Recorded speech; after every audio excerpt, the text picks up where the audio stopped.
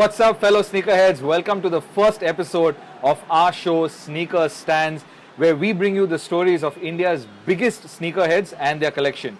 In this episode, we travel to Bangalore to meet the man, the beard, Emperor Claudius. A fashion and lifestyle blogger who can be found at Bow Ties and Bones, Claudius is among the most recognizable faces in the sneaker community. And exclusively for Sneakerstan, Claudius unboxes a legend from his collection. David, over to Claudius. Hi, I'm Alan Claudius. I have an online magazine that talks about fashion, lifestyle, and sneakers. It's called Bow Ties and Bones. I also work with Tubular. I manage the influencer community team and also the creative content team. So I have a couple of photographers and we work with the creative and art direction. Tubular is India's leading fashion discovery app for women. It also helps you shop looks. So yeah, that's what I do for a living. So I remember growing up, we never had the monies to really buy expensive kicks. So what my folks could get me was like an action shoe or a Liberty Tough or a 410, which was in the 250 INR price point. And all of my peers in school had fancy Nikes and Adidas and what have you. So I would take some watercolor or some oil paint and I would try and color over the branding, make the sneakers look a lot different from what they actually were. Admittedly, they didn't hold up in the rain. The paint would run out and I'd have like really messy uniform socks and so on. It's not until my older brother got a substantial allowance and thereby an ability to buy expensive sneakers that he picked up an Adidas Adiprene. I think it was a running shoe. And what I still remember is that my brother was 2 sizes larger than me and he went down a size when buying the sneakers so that the both of us could use it, take turns using it. And that's when I first experienced what a proper sneaker felt like. And even the first sneaker I ever owned was a Converse Chuck Taylor, which my brother again picked up for me when I got into post-graduation. And that's why I wear the Chuck Taylor till date, because for me it represents the struggle, the hustle, going back to your basics. You could have shitloads of expensive sneakers, but you will always own that one pair of Chuck Taylors that you can beat to death and still love. So I've always owned sneakers and I never thought of collecting sneakers as an option, because for me a sneaker was just comfortable, functional shoes. I would own at any given point of time 2 to 3 pairs, but it wasn't until I picked up the Air Max 90 sometime early last year that I really fell in love with the sneaker game. I wouldn't call myself an hype beast, but then I ended up picking up sneakers almost every month, a pair every month, to eventually I got down to 2 pairs a month. So buying the Air Max 90 coincided with me quitting my corporate job of 9 years. So whilst I was wearing Oxfords, Brogues and Chinos Monday to Friday, with just the weekend for sneakers, now all of a sudden every day was a sneaker day. So what I have in my hands is the Puma Suede. So when I started working and began buying sneakers, Pumas were my go-to kicks. I had about 3 pairs of the Suede. But then eventually I wasn't too crazy about what Puma was doing in the market, but I still wanted to have 1 pair in my collection, and it had to be the Suede because it's a classic, it's a b-boy shoe, it was a basketballing shoe, so yeah. So this is the Clark's Trigenic Flex. I don't know if I can call it a sneaker, but it's most certainly not a performance shoe, but then yeah, I would call it a lifestyle sneaker. It's a moccasin design. Essentially, they've stuck the sole onto a piece of leather. It's quite comfortable.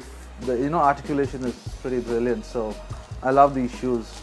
Growing up, I was a massive fan of Limp Bizkit, and that's when I discovered the Superstar shell toe design first. He had a classic white on black stripes. The reason I like this specific shoe is because the Superstar Aries Clean. It's not available in the Indian market. I got it from UK, and it's devoid of any kind of stripes or logos except for this hit over here in gold, and it's got your regular shell toe design. The second favorite In my collection of the superstars would be the limited edition Pharrell Williams. This is a Mr. Edition, so there's a bit of detailing right there. I like Japanese anime and all of that, so I thought this was an interesting pair to pick up. And also the insoles have a bit of, what do you call that? You know, acupuncture-ish points? I don't know. Yeah. So I like this because it's an all black sneaker. Although they came with purple laces, I think letting the graphics stick out on an all black shoe is pretty classic.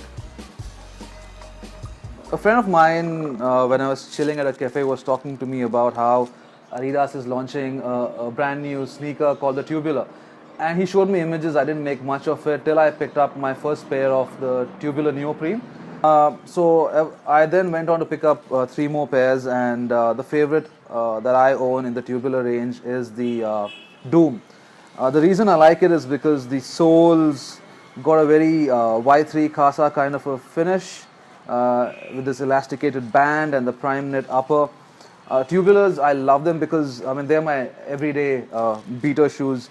But I love the Doom because it's a lot more mean looking than the neoprene versions. So yeah, that's why I love these shoes. On the back of the Tubular, someone told me once that, you know, a Tubular would be really cool if they came with a boost sole. But since they didn't come with one, I decided to try on the NMD. Now these shoes I picked up purely because of the hype. I love the NMD's inspiration from their retro classics. And the City Sock in particular again has your prime knit upper. It's kind of funny, it takes getting used to. You can see your toes wriggle there if you wear them. The reason I picked these apart from the boost sole is because these sneakers glow in the dark.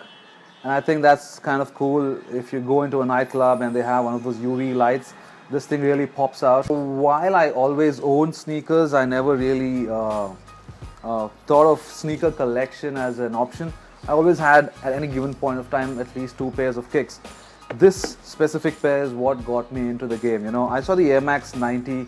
I fell in love with them. A lot of people told me they are too chunky and the colorway is not too great. But I don't know, something about these shoes. I think I did about 4 blog posts back to back in just these kicks and nothing else. I wear all my shoes, so they're going to be quite beat, but yeah, I love these kicks, and I haven't seen another Air Max 90, at least in India, come close to this colorway. So this sneaker is what got me into the game. This one is the Air Max 360. It's the 2015 anniversary pack. I picked this up actually for my running and my workout at the gym, which I never go to. But yeah, once I got my hands on the Air Max series, I just had to get every variant of them that's sold in the Indian market. I also have the Tavis and the sneaker boot, but this one, because of its color, it really stands out. This is the Nike Roshe Flyknit PRM. PRM stands for premium. I never really thought much about the Roshes because I wasn't too crazy about the entire sock upper theme that sneakers were taking up. Adidas with the Tubular and Nike with the Roshe and so on. But I really wanted to see what the fuss about Flyknit was. And I really love these shoes. These are my go-to travel shoes whenever I'm flying. I prefer wearing these because it's really comfortable and lightweight. So yeah, and obviously this area here is 3M, so it pops in the night. With a hit of light, it reflects, so that's crazy. So growing up, you know, I never heard about the Air Force Ones till I heard the track by Nelly, which is Air Force One. And that's when I decided, you know, I have to have one of these in my collection. And a friend of mine actually helped me score some graphite ones, but what I didn't realize about the Air Force Ones is that they run half a size larger. So although it was a size 8, it was a size 9, and I had to like hand it over to my brother. Shell helped me score these white on white Air Force Ones, and I don't think there's anything cooler than an all white Air Force One, apart from perhaps an all black Air Force One. So yeah, this is my prized possession. I don't give it as much wear time as it deserves because I'm just scared I'll get all the sole turned into yellow with use and with wash, until I do some research on how I can deep clean and keep these white for the rest of my life. I guess I'm going to give them very limited wear time, perhaps when I'm driving on going to a club or something. Talking about the Air Force Ones, I'm pretty crazy about the wheat or the flax mid Air Force Ones. Those got sold out and there's no way I'm going to shell like a couple of $1,000s. So this was the closest I could get to the flax or the wheat colorway. It's the work boot. I call it my Nike Timberlands because of the boot kind of construction, the laces, the copper finish on the eyelets and all of that. Yeah, that's a pretty brief, tough guy, badass, hip-hop Nike Air Force One. You can't have a complete sneaker collection without the skate eye from Vans, and I don't know, when it comes to high top basic canvas shoes, I still prefer the Converse. But then when I saw these sneakers, they brought back memories of happy childhood that I probably never had. So yeah, there's Mickey Mouse, there's Donald Duck and Pluto and Goofy. So I just wanted a classic skate eyes, but then when it came out with this limited edition from Disney, I just had to cop it because it's childhood, it's sneakers, everything that childhood's all about, cartoons and sneakers. Alright, the only pair of Jordans that I have in my collection, the Jordan 1s. I'm not too crazy about the subsequent models that came out. I guess that's because I like anything that's retro and classic. This one is the Hair Jordan, limited edition Space Jam reissue. So yeah, I liked it because it's a fun sneaker apart from being a classic, and I know a lot of people are not crazy about the colorway, but that didn't really matter to me because it was Space Jam, again, cartoons and childhood, and that's how a throwback sneaker should be. Yeah, I'd love to pick up a Bread someday if I can get my hands on them, but until then I'm rocking these.